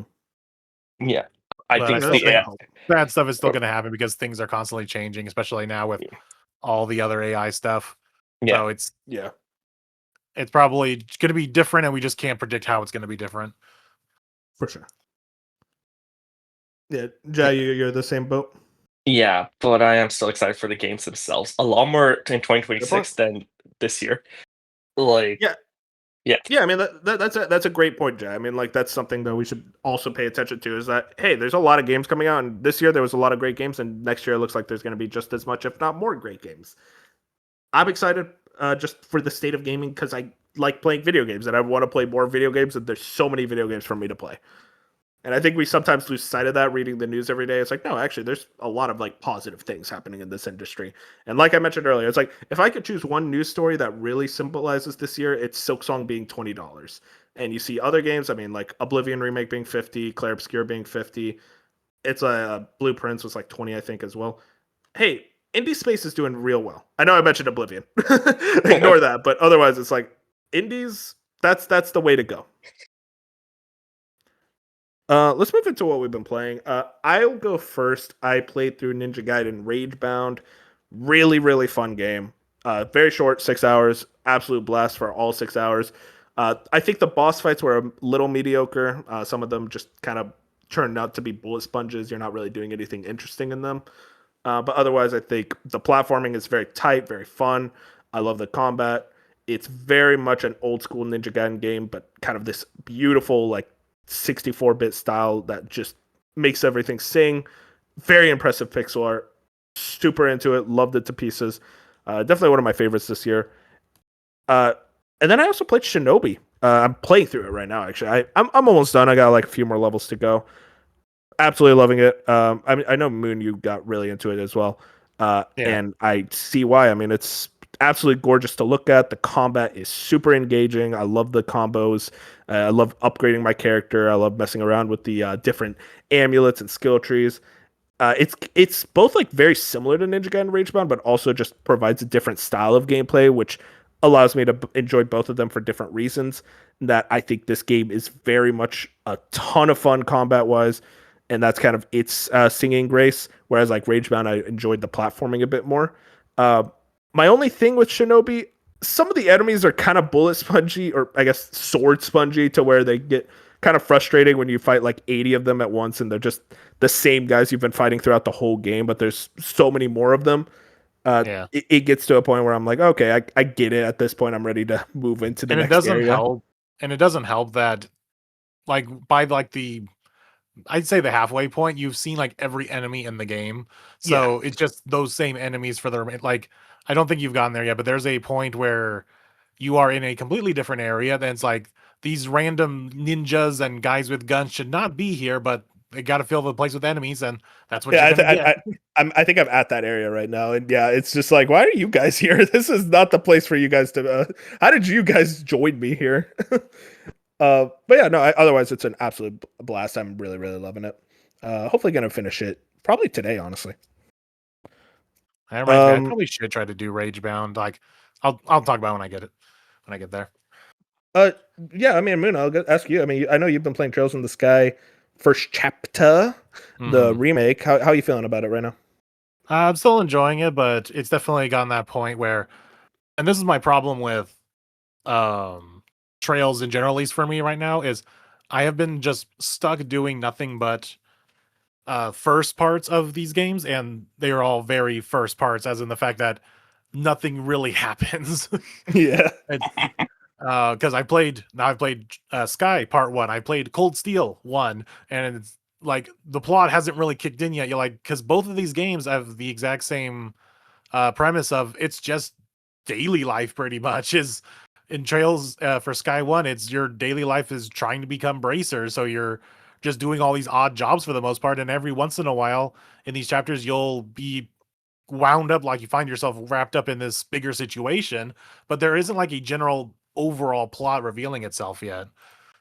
So that's kind of the same thing with Cold Steel 1. It's you're a student and you're doing these student tasks, field trips and whatnot, but every chapter you get you find yourself wrapped up in this bigger situation, and like, okay, and at the very end of the game, he's like, oh, there's a bigger story happening here. It's like, okay, play the next game to find out. Play your next 40 to 60 hour RPG to get more story. You're just some guy. That's really it.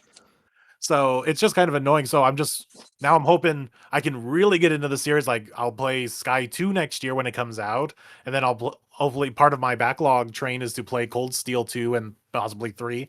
And so now I can really get invested because all of the prologue basically is out of the way. Mhm.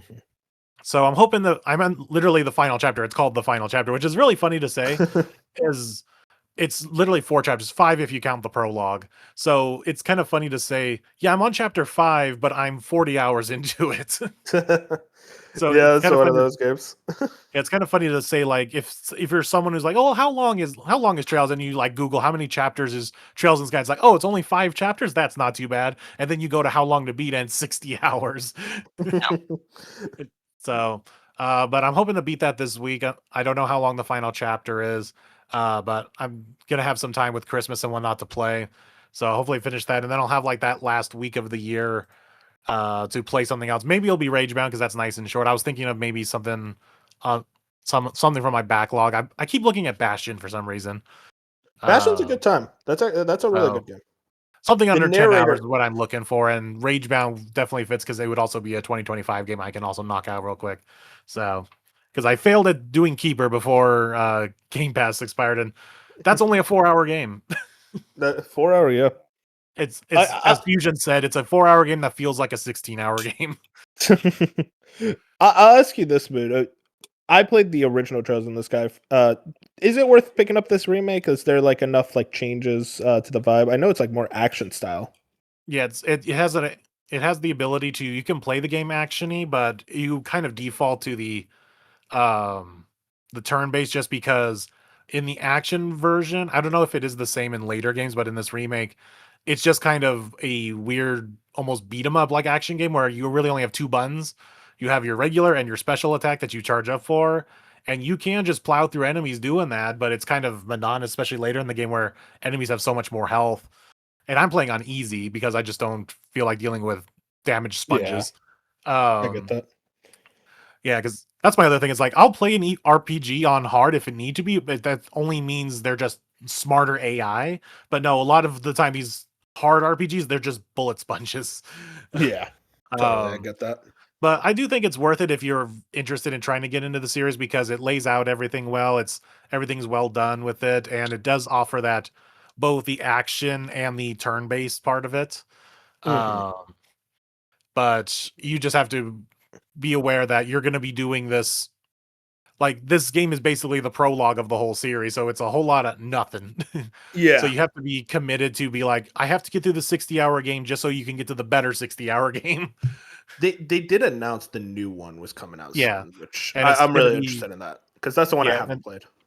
yeah. I when I gave up on playing the Trails game originally, the original version, because I kind of got like a weird soft lock like part where I needed to grind, and I'm like, I'm just not doing that, so I gave up on Trails in the Sky 1.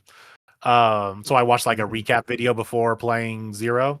And yeah, 2 seems like it has all the shit happening. So just imagine this really nice remake. Like I should have mentioned this in chat, but I played the demo for the one that's coming out in January just to Yeah. see what just to see how it is. And it's actually a lot like remake in terms because you have both the action and the turn base. Um but it's funny how I actually prefer the art style of how Sky remake looks. Like it makes this newer game that's coming out in January look more dated somehow. Just the art Mm. style is completely different.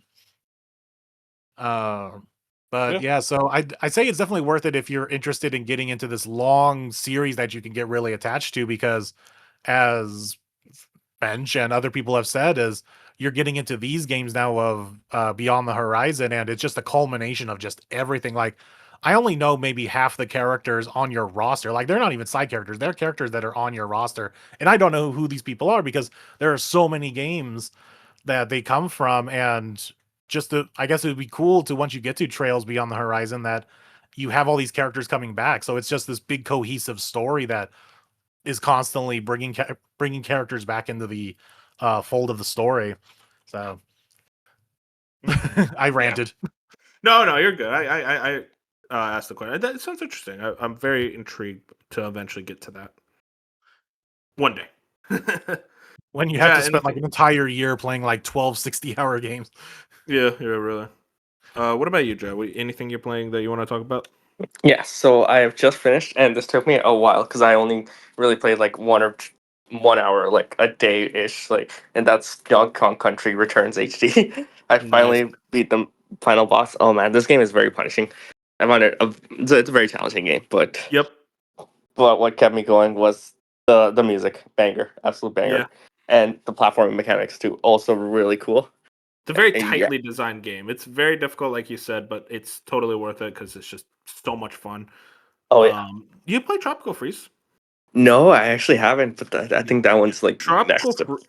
Tropical Freeze is returns on crack. Like it is just better in every way, but they're both awesome. Yeah. Oh yeah. Yeah. That one I definitely want to check out, but for now I think I need something easier just to ease Yeah, you want myself. something Yeah. chill. I get it. Yeah. So the other game I'm playing just on PS5. I mean, well, aside from Fortnite, which by the way I played through like I played so many hours in November during that Simpsons season, and that was a really fun season. But and then this one I haven't played like as much. Like I've been kind of on and off with it, but I did get the Marty McFly skin because I had the Fortnite crew for like a Oh day, and yeah, I'm like, might as well, you know. yeah, worth it. Yeah, but the other game I've started, Ghost of Tsushima on PS5. Oh, Nice. that is a that's visually like it's a beautiful looking game, and the combat, yeah, similar to Assassin's Creed stealth mechanics are there, and yeah, you know, I'm not really rushing that one. I'm just taking my time with it. Mhm. Yeah, no, that sounds awesome, man. It's one of those things that I think uh Tsushima is a very chill game that like you can slowly get through and vibe with. I don't know if it's the best to marathon through because it's like I think you get tired of its open world stuff very Yeah, quickly. But you know, like you said, if you're just like it's on the side, you playing it every now and then for like a couple hours a day, that's a good vibe. yeah, yeah. And then, would you say like what do you call it? Because you played through Yote, right? Would you say that one's better than Tsushima?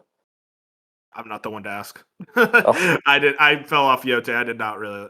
I'm not into those type of games anymore. But fair, I yeah. it probably is better.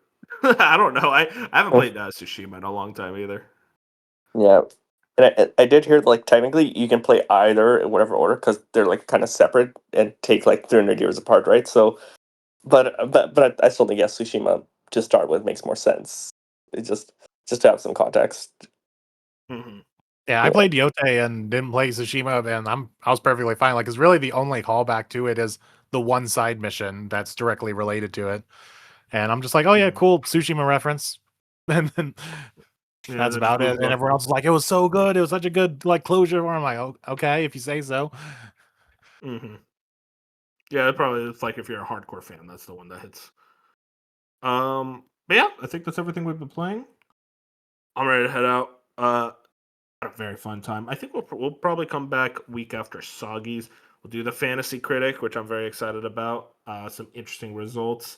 And Jat's been very active in our Fantasy Critic. I know he's going to have some choice things to say. So we're going to get you back for that. And especially at Soggies. I mean, we'll see what oh, happens there, how many we can get. I'm very excited to set that up because I think Soggies is going to be a fun one this year. But otherwise, if you guys want to find us, YouTube, Spotify, Apple Podcasts, every other podcast platform under the roof. Find us on Twitter and Blue Sky to Slice Up Gaming, and also like and review us. Apple Podcasts, those reviews help a ton, especially. Anyways, we're heading out for the year. Say goodnight, everybody. good night The last and time of 2025. Have a good one. happy holidays. Merry Christmas.